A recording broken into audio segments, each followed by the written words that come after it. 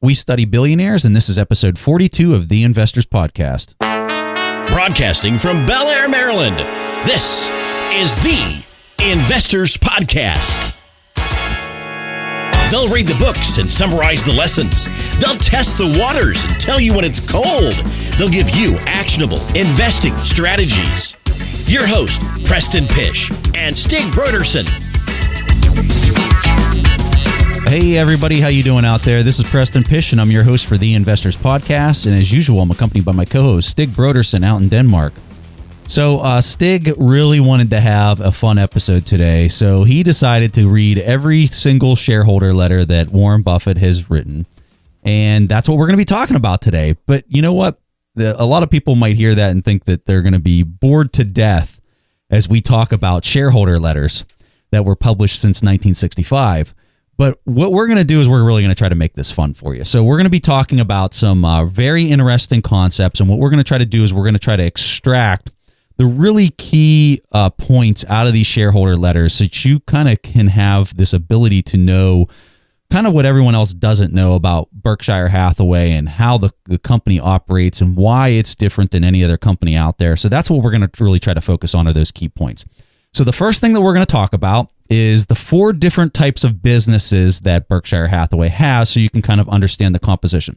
So before we get into that, I just want to briefly describe kind of the history with Berkshire Hathaway in the event that you don't know anything about it. So Warren Buffett actually started off with a partnership where people could invest money with him, and then he would take that money, he would invest it, and if he had a great year, he would actually get paid. And if it was a bad year or he wasn't making money, he actually didn't take any money at all. Later, as he kind of honed his investing skills, he kind of realized that he was handicapped by the people that were giving him the money to invest. Now, he had his partnership kind of structured in a manner that mitigated that a lot, but he still had the people that when the market was booming were giving him more cash, and then he was trying to invest this money as everything was overvalued. And then when the market would crash, he still had people pulling money away from him whenever he needed it most, because that's whenever he could buy undervalued companies. So what he decided to do is he decided to adjust his approach where he wanted to own a public company. And by owning a public company, he could actually take advantage of that behavior. So when the market was really high, he could actually sell more shares to people if he wanted to raise capital. And then when the market would crash, if people were trying to take their money away or sell his company short, he could actually buy those shares back under the company veil, and he would actually do very well for himself. So he basically took that structure and he flipped it on its head. Now, his biggest mistake, he says, was actually buying Berkshire Hathaway. And I think a lot of people might hear that quote and say, that makes no sense. I don't understand that. But here's the history of why he has made that quote. Whenever he bought Berkshire Hathaway, he had this investing approach that a lot of people refer to as this cigar butt approach. And what that means is he would take the last puff out of the cigar. Like if it was a cigar that he found on the side of the street, he could take one free puff out of it before it was done. And so what he's referring to there is he was going around, and what he would do is he'd find companies that were trading below on the market. They were trading below the actual value of the assets. If you would liquidate the company, meaning you would sell off all the assets on the balance sheet of the company, those assets would actually be worth more than what it was trading for in the open market. So whenever he had this early on approach, he learned this from Benjamin Graham. He was reading all these Benjamin Graham books, and so he was implementing that approach where he'd go around and he'd try to find companies that were trading below the net tangible asset value of the company. So he got in this position where he was buying up shares of Berkshire Hathaway. He was trying to buy a controlling share of Berkshire Hathaway because it was one of these kind of companies. It was this dying business that was a textile business. And what he was trying to do is he was trying to get a controlling share, and he was going to liquidate the company. He was going to basically send everybody home after he bought a controlling share. He would sell all the assets and he'd make money on the deal. So this was kind of hard for him.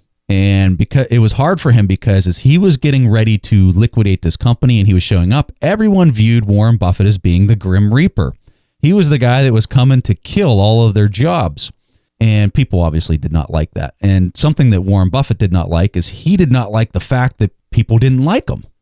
he found this to be a very awkward position and something that he never wanted to experience again. And so he kind of got himself in a position where he was in a little over his head with Berkshire Hathaway, and the fact that he didn't want to be disliked.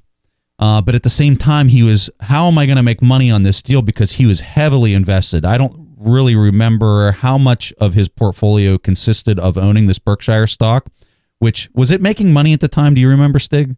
Whenever he was no, buying? not really. Yeah, I don't even think it was turning a profit at the time that he was buying it.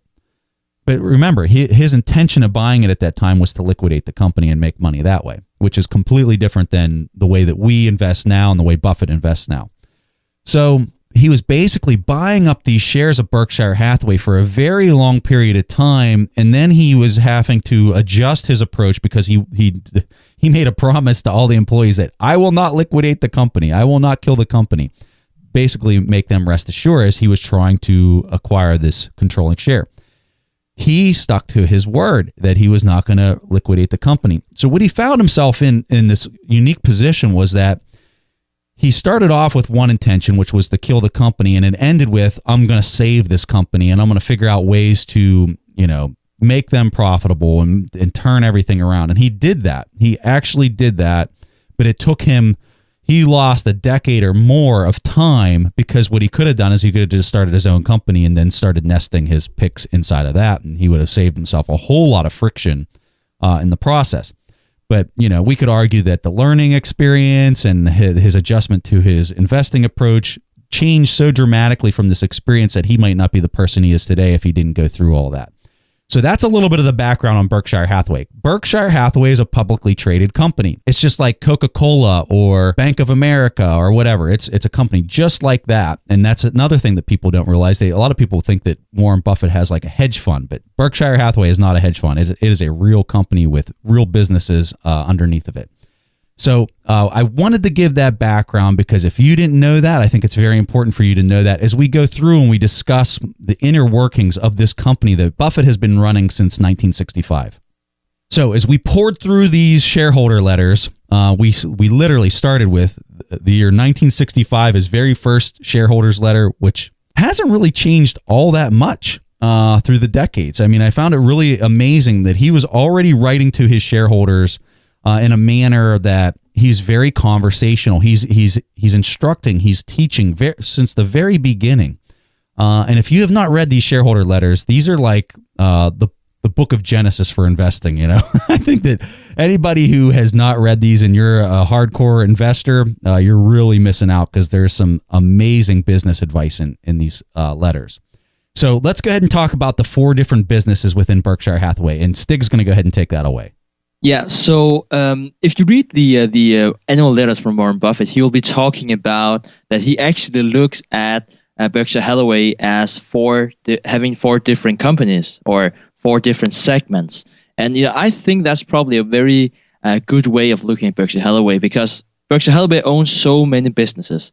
I think that they probably own around 80 or something, like fully owned, and then they own like parts, so they will own shares in multiple other companies. So, really to get an overview of how Berkshire Hathaway looks today, I think the best way is to look at it as 4 different businesses within Berkshire Hathaway.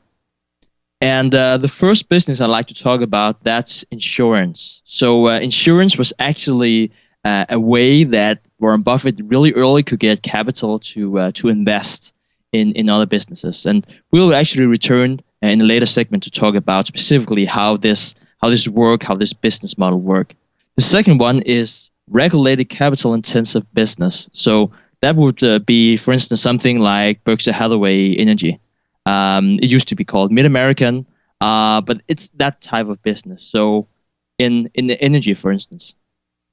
And Buffett owns, isn't it like 80% of all the energy in the state of Nevada? Like his business owns all of the power that's basically being provided in Nevada. Is that right, Stig? Yeah, he has close to monopoly in that huge region. Yeah, I think it's true. Yeah. Yeah, and another thing that's also the railways. So you'll probably know this as BNSF, and so these are somewhat new purchases from Warren Buffett. I mean, this is not how he started, because these businesses are very capital intensive. So that's just something worth mentioning, that if you hear about Warren Buffett talking about, it's really important not to buy into businesses that acquire a lot of capital. And then you're thinking, he's in energy and he's in railways. What's happening here? This is basically Warren Buffett's, let's call it, new approach of how to apply capital. He's been saying it himself that it's not the most optimal way, but he actually is sitting on so much cash right now that this is still the best way for him to buy into good businesses. And when Stig says that he's sitting on a lot of cash, what's he sitting on right now? 60 billion? Yeah, I think it's 62. Yeah, that's a lot of cash. Just a little bit. He's just sitting on a little bit of cash. Yeah, so actually, I think it's rather relevant to speak about, because the second one, that was regulated capital intensive business, and the third one, that is manufacturing, service, and retailing operations. And so this was actually some of Warren Buffett's first buys. So that would be everything from lollipops to so that would be See's Candy, for instance, to NetJets. But a lot of these companies, especially in the beginning, they were really, really good returns on net tangible assets. And those are really like the core of understanding how Warren Buffett invests. These are really good businesses because they don't take that much capital to make a decent profit. And again, you might be thinking, so why doesn't he do that? Why don't he buy, new See's Candy? Well, there's just not enough out of the, there's not enough See's Candy out there for Warren Buffett to invest in. Well, and I think you got to look at it this way too, is for him to invest in a company like See's Candy, let's say that the company might have a market cap of 50 million.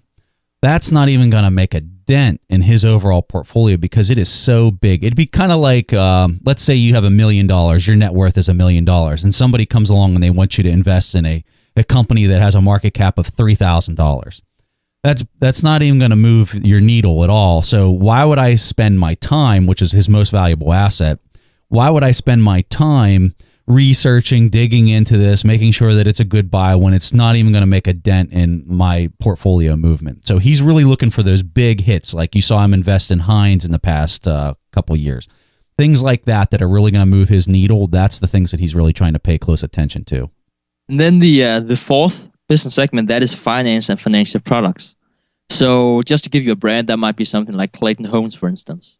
So that would be like rental and trailers and furnitures and this sort of business. And it's actually the smallest one of the four. So, I mean, they are quite independent. They're quite, for itself. But, these are like the four business segments of Berkshire Hathaway. So now you might be sitting out there thinking, what about investments? Like, we know that he's a great stock picker, but where are all the investments? And that is actually, I would put that as a part of the insurance. In general, I would put that as a part of the insurance business. But we'll definitely return to that. So I think the key takeaway here, and this is the thing that people really got to understand if you're really trying to be a business leader, is where in that list that Stig just named, the composition of this company, where did he mention textile business? And he didn't. It's not there. Okay. So he bought a company back in 1965 that was a textile company.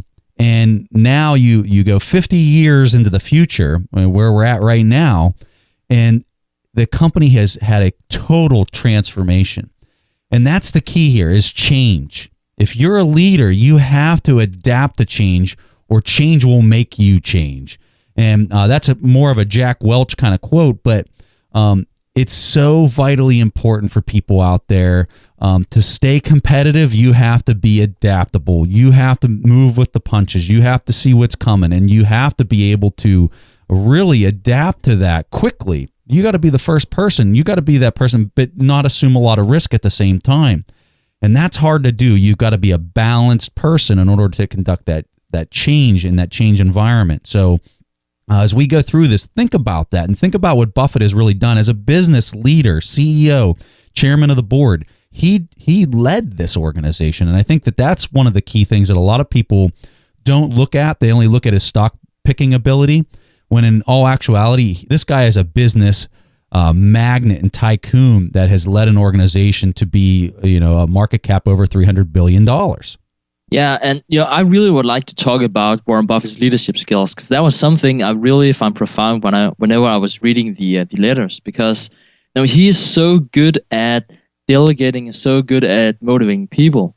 And so let me just give you like 2 short notes on that. The first one is that I found it really interesting that he kept mentioning people by name whenever he's writing these letters. So he would be easily be name dropping like 20 or 30 different people and saying, well, we should really be thankful to this manager because he has done an amazing job. So you actually have a lot of people, and this is not like I don't think he's manipulating or anything, but it's really like a human thing that we all like praises. And Warren Buffett, he's really, really good at praising people. If they're doing a good job, I mean, that's something he would always mention. So I think you can see when you're talking about his leadership ability, what you're seeing is how patient he is. Okay, whenever he's dealing with his subordinate leaders within his company, which he's got tons. I mean, just the operational subsidiaries, not even talking like the non-operational ones like Bank of New York Mellon and Wells Fargo and all those. When you're talking about the ones that he owns 100% of, he has like 60 different managers and leaders, business leaders beneath him. He is insanely patient, like to the point that most people would not be able to do that. If somebody comes in and they have a bad year, my impression is that there's often very little said because people know what that expectation is. And so when do you see leaders that if somebody does something wrong, he doesn't really necessarily say anything? They just know that they've done wrong and they know they better improve because if they don't, then maybe he'll do something about it later. But he's giving them that opportunity to fail. He's charging them with enormous responsibility. And when he does that and he kind of stays out of it, it's amazing that he's actually getting better results than that leader that's really trying to oversee and micromanage things. And it's just an amazing approach. And he's been so successful at it. You set that precedence of how you should operate, and you watch and you monitor. And if people abuse it, well, then you do something about it. But if they have one bad downturn, maybe it wasn't their fault. Maybe it's something that they're, they had a rough patch and they're going to get back on their game. So go ahead, Stig. Yeah, and I think that the best way to think about this is to think how many people does Warren Buffett have at his headquarters. Like he actually likes to joke about this. I can't remember the exact figure, something like 30 people or something like that. Yeah, that's right. Yeah. Yeah, I mean, how can you have I think by market cap or is it by revenue, it's like the 4th biggest company, the listed company in the US. I think that if you compare them to the other companies around that, they will have hundreds, if not thousands of people in the headquarters. Now he has like 30 people. Well, what he does at the end of each shareholder letter is he has a picture of his headquarters. And just to kind of give you an idea of the size, it's a single photograph, and you can make out every single person's face in the photograph very easily. And there's only 3 rows of people. So they're like 10 wide. So it's like this tiny little photo. You'd think it was like a little family reunion kind of thing. And that's his whole headquarters for his $300 billion company. So for the next segment, I would like to talk about Berkshire Hathaway's special conglomerate structure. And I think, whenever we talk about conglomerates, you always have very different opinions on whether or not that's a good idea, because one of the most told argument is that can you keep focused when you have so many different things to keep track on? And, in my opinion, I think that a conglomerate for a company like Berkshire Hathaway, that's really the main secret to their success. I mean, yes, of course, it's fantastic that Warren Buffett is good at picking stocks. I mean, no argument there. But I think that the structure where they can actually invest where the money makes more sense, when you are as good as capital allocation as Warren Buffett, that's really the secret to his success. So what he does that's different than any other company whenever they buy a subordinate business is when you typically see that happen, the parent organization will come down and say, these are the new rules, the way that you're going to operate. All your letterhead is now going to have our business's name on it. And they basically take control of that business and they bring them into their architecture and to their standard operating procedures. Buffett has the exact opposite approach. He will buy a business and he'll look at the manager and he'll say, you know what? You guys obviously know what you're doing a lot better than I know what to do. So just keep doing exactly what it is that you're doing. That's the reason I bought you. And you just report your numbers, show me your accounting at the end of the year. You keep your brand name, you keep everything the way it is. And I'm just going to be standing over here. And in fact, if you make profits, you keep those profits down at your level, because you'll know how to employ those a lot better than I would know how to employ them. And I think that that's just an amazing approach. That just no one does that. And you find that these businesses that do start trying to take control of these smaller businesses, they come in and they just mess it all up. I mean, it's not always the case, but it's usually the case. I know whenever there's a business that is getting ready to buy a subordinate business, I always get very concerned with that. I get concerned that they're going to overextend themselves. They're going to take on too much debt. They don't understand even that line of business. And so by getting their hands in there, they basically throw all this drag into the equation, and it creates, a bad situation. Berkshire Hathaway takes the exact opposite approach. Yeah, and I think that the best way to really understand the true benefit of Berkshire Hathaway is to compare it to, let's call it, a normal operating business. So, for instance, let's take a company like ExxonMobil. I mean, it could also be Apple or any other business, but if you look at a company like ExxonMobil, whenever they make a profit, they have three different options of how that would benefit the shareholders. And the first one, that would be dividend. Okay, so they would pay out some of that profit to the shareholders. Now, as a shareholder, this is not a very efficient way of getting that, because you have to pay taxes and you might just want to reinvest in that business. But basically, that's one way to do it. Berkshire Hathaway doesn't do that, because they're saying that instead of paying $1 out in dividend, they can create more than $1 in value. Now, the second thing that a company like ExxonMobil can do is that they can invest in the existing business. But the problem is, for a lot of listed companies, that they're so big, so they can't keep investing in really, profitable projects. I mean, they would be first taking all the 20% a year projects, and then they would invest in all the 15% a year projects, and 10% and so on. So a lot of the projects that they can invest in, they will not be good businesses. Berkshire Hathaway would take that money that they make a profit and buy new businesses, or they might be, widen the moat of some of the existing businesses. Now, for a lot of the really big companies that are listed, they also repurchase the shares. Now, Warren Buffett, he's really, really good at this, because he's very, very adamant about buying shares in his own company when at a really good price. But a lot of these big companies, they have these share repurchase programs where it will just keep repurchasing shares, every day, every quarter, every year. And I guess, to some extent, that's okay. At least it's tax efficient, but they are not, buying the shares back at really good prices. And Warren Buffett is very, very clear on that. So I used to wonder, years ago when I'd look at Berkshire Hathaway, I would get frustrated when he wouldn't be buying back shares at certain points in time. But the more that I've learned and the more that I've studied him, I think Buffett has an enormous respect for the power of liquidity. And I think that's one of the main reasons why he does not do share buybacks like you see a lot of companies like IBM, for example, just going bananas on their share repurchasing. But I think Buffett has such a respect for the power that liquidity demands during stressful times and the deals that he can get, that he actually values that more than maybe buying back his own equity whenever he could. Maybe Berkshire Hathaway is slightly undervalued compared to the rest of the market. Something else that I wanted to highlight real quickly, back to the previous conversation that we were having about him buying up all these different businesses and basically leaving them in place and not doing anything. The only way you can really do that successfully is if you're finding managers that are absolutely incredible. And that's one of his 4 tenets, one of his 4 rules that we've talked about in, our second or third podcast that we did. One of his rules is that he only invests in companies that have superior management.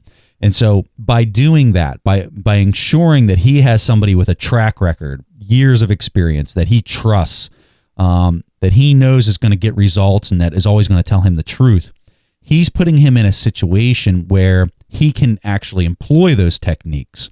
If you're buying a business and you don't really, and you're looking at the management like, they're okay, that's probably not somebody you want to entrust with, just total control. And I think that that's a key point that we got to highlight if we're bringing that up. So back over to Stig as he kind of runs the discussion here. So the third segment I'd like to talk about is how float works. And if you don't know exactly what float is, let me just give you an introduction here. So Berkshire Hathaway, they are an insurance company, or at least they have a very huge insurance division.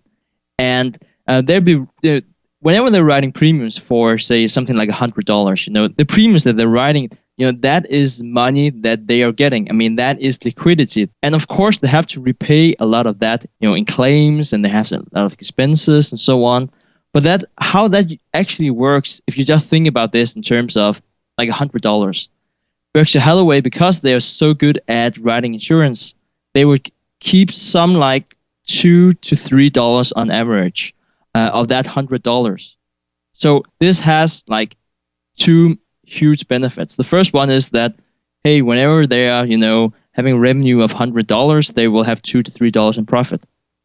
That's one thing. But the most important thing is actually, in the meantime, they can actually hold on to that money and invest that in businesses, stocks, and bonds, and they will keep 100% of the proceeds from that. So this one's huge. I mean, really, this is the bread and butter of Berkshire Hathaway. And this is the reason Buffett has been able to compound at such a high rate, is because he's sitting on this enormous amount of money. And Geico's the engine here, okay? He even says that in the shareholder letters. Geico is my engine of my vehicle.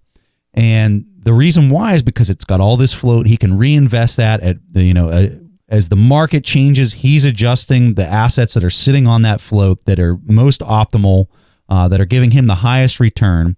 And then if there's an event that occurs that requires a large amount of capital outlay based on the fact that some type of improbable event happened, he's got the money sitting there. He can transfer that to the people that would have claims.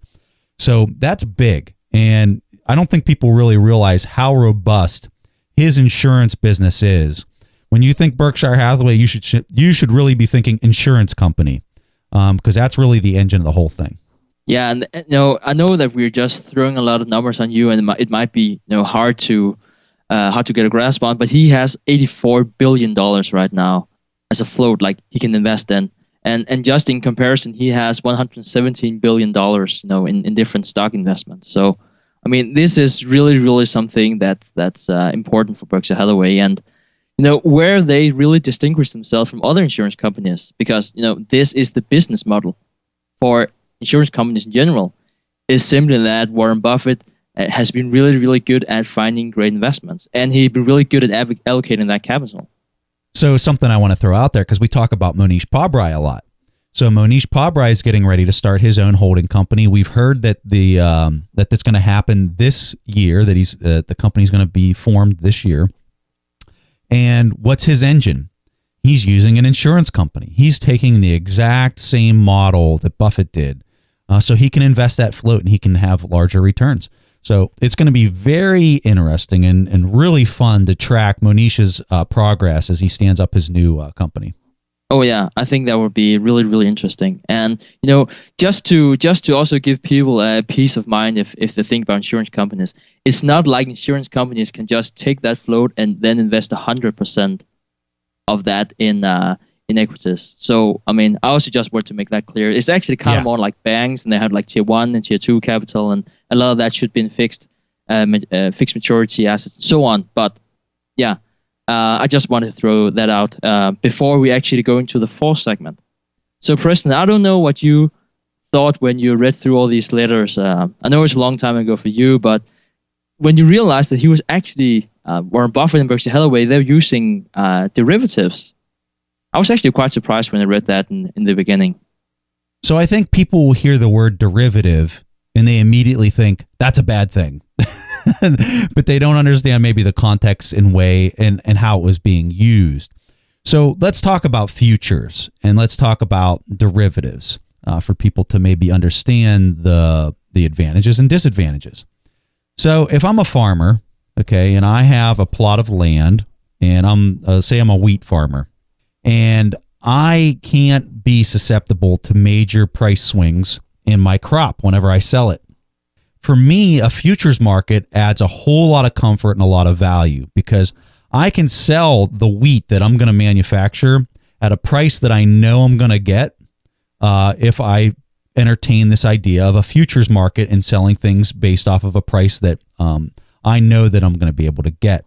So that adds a lot of value to certain markets. So when you think about like the airline industry, they're heavily reliant on oil prices.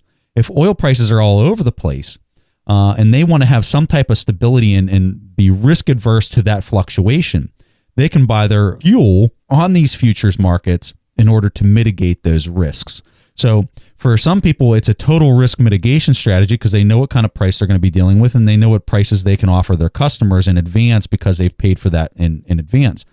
Where it gets really risky and where it gets the bad name is traders who are just basically manipulating the market, have no interest in a product that they're actually, or a service that they're actually providing to customers, and that they're just basically manipulating these prices because they're taking wild risks by taking on leverage and investing in things that they're just basically making bets. That's where it gets bad. So whenever I look at Warren Buffett, and he owns Coca-Cola, he owns a large portion of Coca-Cola, I think, 15% or something like that. So when you look at Coca-Cola, he's heavily reliant on sugar prices, just as one example of one ingredient. There's many other things. BNSF, he owns 100% of BNSF. I mean, that's a railroad company heavily reliant on fuel prices. That stuff is very important. So for me, that makes total sense. But I think for somebody that would be, his quote where he talks about how derivatives are weapons of mass destruction, financial weapons of mass destruction. He has that quote. And I think so people would see, they'd start reading his shareholder letters and they see that he's involved in this stuff. But in a way, he kind of has to be just because of the inherent nature of his business. Yeah, and let's just take an example, like if you were a stock investor and how that would work actually doing business with Warren Buffett and Berkshire Hathaway. So I might be managing, say, a mutual fund, and I would really not like the market to drop. So what I would do is I would buy a put option. So as a put option, I would benefit from a drop in the market. And that might seem a bit contradictory, but this is kind of an insurance for me, because as a mutual fund, I make money if the market go up. So one way to secure that I have somewhat of a stable profit would be for me to buy a put option. Now, so where could I do that? Well, I could do that using Berkshire Hathaway as my counterparty. So Warren Buffett would be selling put options. So basically what that means is that if the market drops, then he would lose money, at least in theory. Now, the specifically puts that he had been selling, they're really nicely structured because, first of all, people would pay him money up front, again. So it's actually kind of insurance float. He can invest that money. And it's only if the market drops over, 10 to 20 years that you have to pay some of that money back. And so he actually makes a few calculations of this. And, the market really, really has to drop for him to lose money. And then he's saying, even if he does that, he'll probably have a better return holding on to the premiums he had been getting for these options to begin with anyway. And this really important thing here is that Berkshire Hathaway has no counterparty risk. So usually, at least with some of those derivatives, if your counterparty went broke, you'll be sitting with all the risk yourself. And that was some of the problems that happened in the crash in 2008. But since it is Berkshire Hathaway that is the insurer, they don't have any counterparty risk. So that's just something I found really interesting, that he's always protecting his downside, even though it's in derivatives. Okay, so the next category that we have listed here is, how do you value Berkshire Hathaway? And I think this is probably one of the funnest exercises that you can have, because this is such a unique company and it has so many different variables, and I think it has a few hidden variables, which I'd also like to discuss. So how would you do this? For us, we think that, Stig and I, we think that the best approach is a discount cash flow model. We look at how stable has the company been. For Berkshire Hathaway, it's been extremely stable, very predictable in the movement that it's had. That doesn't necessarily mean that that's how it's going to perform into the future, but I think that we have a higher probability and expectation that it will perform that way into the future just because of its past record and past performance.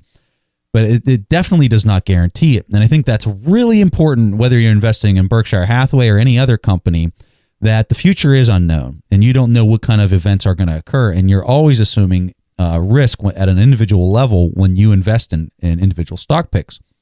So I want that to be very clear. But for me, whenever I would be valuing Berkshire Hathaway, I would look at his past performance. How fast is he growing that cash flow? And if it's somewhat predictable, then I would make some assessments as to what I think that would do into the future. Then I would discount that back at an appropriate discount rate. So whenever we look at, and so that's the big question that a lot of people have when you're conducting the intrinsic value of a company. What discount rate do I use? And it's really up to the individual. Like, how much risk are you willing to assume? So whenever I look at the current market here in June of 2015, when I look at the S&P 500, based on how it's currently priced, I would estimate that the S&P 500 is going to give me about a 4% return. Whenever I looked at fixed income bonds, like a 10-year bond, they're at about 2.5% in the United States. So those are some pretty low returns, 4%, 2.5%. So when we're talking about a discount rate of how I'm figuring out the intrinsic value of Berkshire Hathaway, I would say I think it'd be very good to first start off by comparing it to what the S&P 500's rate is. So if that rate is 4%, I think I'd probably start off with, what will a 4% return give me on intrinsic value of Berkshire Hathaway? Because that way I'm comparing apples to apples. If the market is going to give me a 4% return, and then I figure out that Berkshire Hathaway is going to give me a 4% return at the current price, which we have calculators at buffettsbooks.com that helps you figure this out. We have a video at buffettsbooks.com that takes you step by step on how to use the calculator. All of this is free. You don't have to pay anything. Just go to our website, buffettsbooks.com, and you can use these calculators. But if I'm getting that same return with the S&P 500 at 4%, and I'm getting the same return with Berkshire Hathaway at the current market price at 4%, which it's not, just so you guys know, I'm just using this as a comparison. If those two are giving me the same number, what would I invest in? Would I invest in the S&P 500 or would I invest in Berkshire Hathaway? For me, that's an easy decision. I don't even have to think about that. I'm investing in the S&P 500.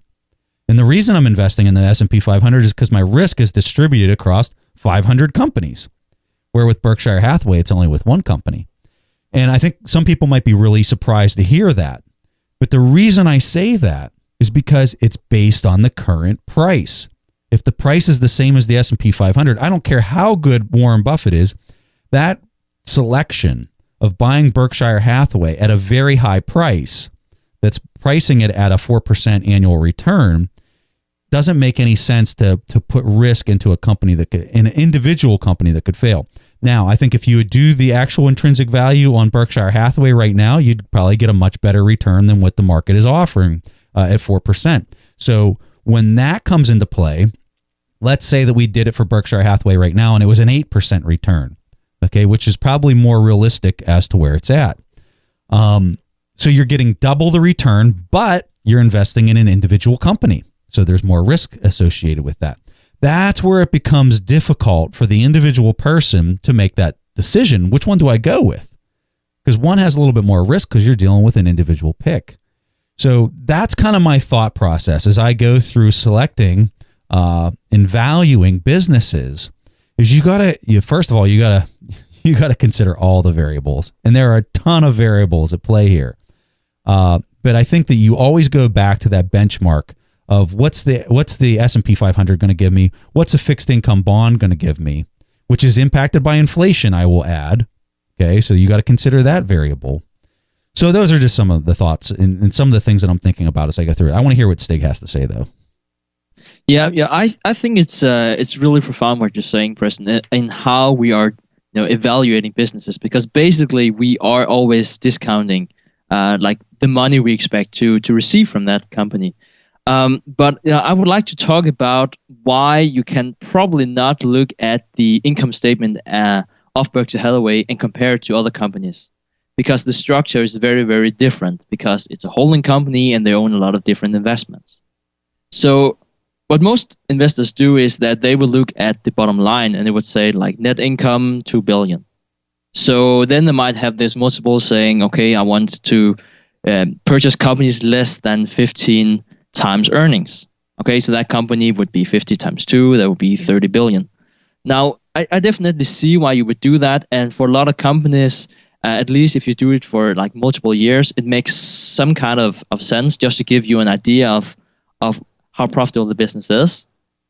But for a company like Berkshire Hathaway, I think that you should probably look elsewhere. Warren Buffett, he talks a lot about look-through earnings. I mean, that's one thing. And look-through earnings is actually a very simple concept. is really because that they would own shares in, say, Coca-Cola. Now, because they don't own like a big share of Coca-Cola, they're only less than 20% of the company. What is happening is that they're only recording the dividend that they receive from that company. So say that Coca-Cola would be making, I don't know how much money, but say that Berkshire Hathaway's part of that earnings would be $1 billion, then they might only be recording $300 million because the rest is not in dividend. So I really like this idea of look-through earnings, and I think that it's a concept that very, very few people understand, and I think it's a concept that very few people actually discuss when they talk about Berkshire Hathaway. Buffett in his shareholder letters really only talks about look-through earnings a few times throughout the document, but when he does, it's very profound, and I think a lot of people could miss the boat on what he's talking about. So let me just kind of describe this from my own experience of, so Stig and I both own our own companies. So inside of our company, we have different assets that we've created. So for example, one of our books, the Warren Buffett accounting book, that's one of our assets. So that brings in a certain amount of money every single month, but that is an asset that we have to report all of that income onto our income statement. So now is that one asset, let's just say that book is producing a flow of revenue and a flow of earnings. Some of that is retained within each of our companies. So what do we do with that money that's retained from that asset? Well, we invest in other assets. So we have the option to create, let's say we wanted to write another book. Okay, we could invest in that, or we could invest in something that's non-operational, meaning I could invest in a share of General Electric. Okay, so that's an example. So if I invest in that share of General Electric, all inside of my company Vail, okay, that would be another asset that would be added to my balance sheet, that one share of General Electric. Now, what's interesting is if I do that, General Electric, let's say that one share of General Electric produces $3 of earnings. So do I list $3 of earnings on my company's income statement? No, I don't. I don't do that. But if General Electric pays me a dividend, I will list that revenue stream onto my income statement. Now, what people don't realize is that dividend is only a small portion, typically around, I would guess, 33% to 50% of what the company actually earned, that one share. Okay, so I'm only really reporting a portion of the earnings that one share, that one asset actually made for the year. So what Buffett is saying in his shareholders letters, and this is really important, what he's saying is that, hey, I own $100 billion worth of non-operational stock. Okay. The only thing that I'm reporting on my Berkshire Hathaway shareholder or on my Berkshire income statement is the dividends that I'm actually receiving from that $100 billion worth of stock. There is more earnings that are being produced from owning those companies, but I don't have to report that. That's being retained within those companies. But don't forget, that is real value. That is real earnings, even though I'm not reporting it. And so whenever the stocks grow, these stocks grow in value over time as he continues to hold them and continues to hold them, that's actually materializing into market value, an increased market value over time. And that's what he's talking about whenever he says, look through earnings. If you want to study something out of the shareholder letters, one thing, I would argue that that's the one thing you need to study. Because if you're trying to value Berkshire Hathaway appropriately, I think you've got to include the value of look-through earnings into your calculation. And I think very few people actually do that. So this is probably, in my opinion, the most important thing we've discussed in this entire podcast episode is this idea of look-through earnings. Yeah, I definitely agree with that, Preston. And I also think that that's one of the reasons why so many people will have troubles evaluating Berkshire Hathaway, because either they'll be looking at net income or they would be looking at the comprehensive income.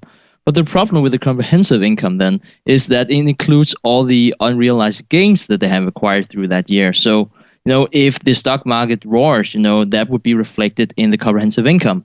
Or, if the opposite happens. It's really, really hard to evaluate a business that operates like that.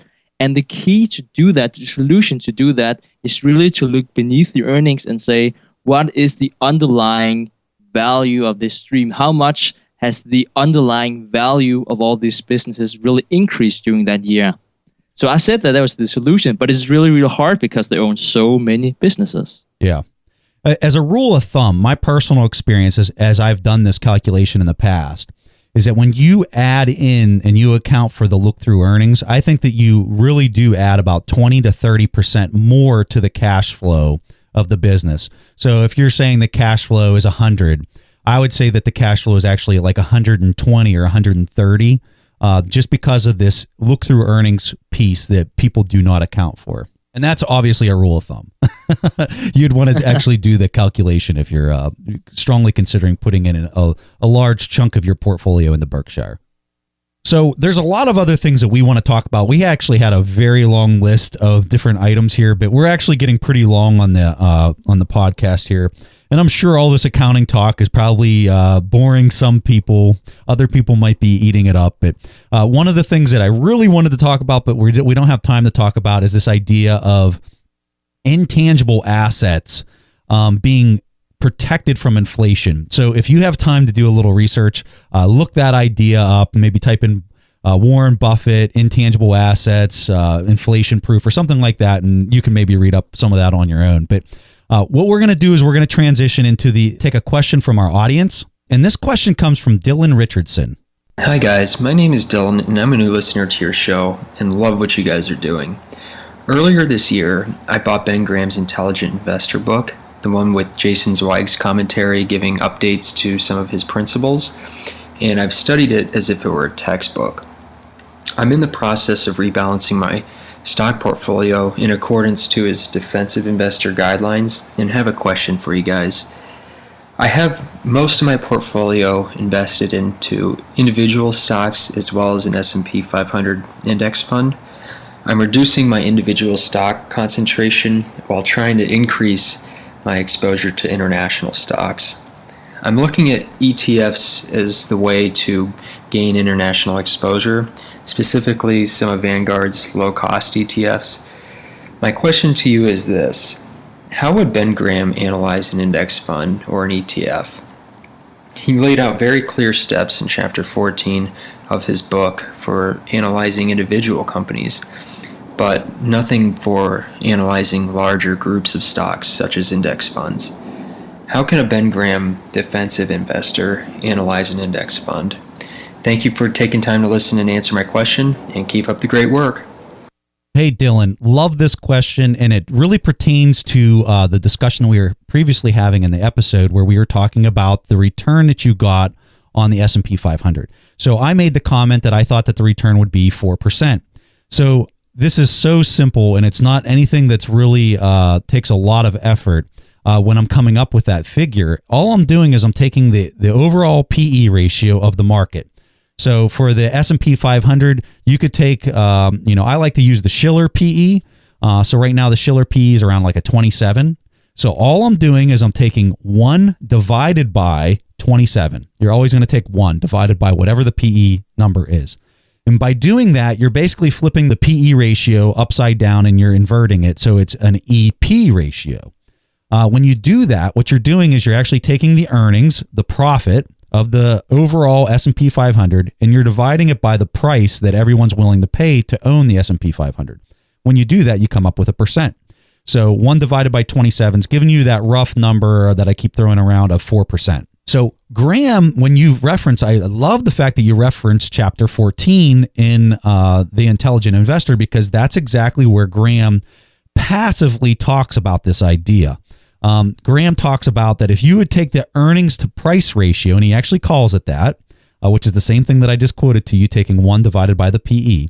He says that if you take the earnings to price ratio, you should be at least as high as the current high grade bond rate. And that was the exact discussion we were having earlier in the show. So Graham doesn't come out and say, hey, this is how you value an index, because indexes during his time really weren't anything like what it is now. But this is how ahead of his time that he actually was, where he was already really talking about this concept. He was just kind of doing it passively. So that's how he values an index. There's really not too much more to it than that. Whenever you're evaluating an individual company, you've got a lot more risk to be concerned with, because that risk isn't distributed across 500 different companies. So whenever I'm valuing an index, it's really just that simple. I'm just taking the PE ratio, I'm inverting it, and that's really the end of my analysis. I know that might sound really simple and simplistic, but that's really all it is. Yeah, and just one thing really quickly to say about Benjamin Graham is that I think that he would have a very quantitative approach. I know that we're talking a lot about Warren Buffett and we're talking about how he evaluates companies, but his mentor and his old professor, Benjamin Graham, he was a lot more quantitative than Warren Buffett. So I actually think that, first of all, Benjamin Graham would really like ETFs and indexes, and I think that he would really emphasize that the cost was low and also that they have some very strict measures we're looking at. So he wouldn't like personal judgment in those funds. He would have like investing in companies that had the lowest book value, or investing in the companies that had the lowest price to sales, or such metrics. So if you find ETFs like that, I'm pretty sure that Benjamin Graham would like that. All right, Dylan, so awesome to have you part of our community. We're going to send you a free signed copy of our book, The Warren Buffett Accounting Book. And for anybody else out there, if you have a question like Dylan and you want to try to get it played on the show, go ahead and go to asktheinvestors.com. You can record your question there, and if we really like it and we think that it fits with the episode, we will definitely play that and try to give you a good response. So everybody out there, thank you so much for everything that you do. You're helping us out tremendously by going to iTunes, leaving reviews, sending us emails, and we just appreciate it so much. It's just so much fun to interact with our audience. So we really appreciate that. We hope that you guys really got a lot of value out of this discussion of Berkshire Hathaway's shareholder letters, and we'll see you guys next week. Thanks for listening to The Investors Podcast. To listen to more shows or access to the tools discussed on the show, be sure to visit www.theinvestorspodcast.com. Submit your questions or request a guest appearance to The Investors Podcast by going to www.asktheinvestors.com. If your question is answered during the show, you will receive a free autographed copy of the Warren Buffett Accounting Book. This podcast is for entertainment purposes only.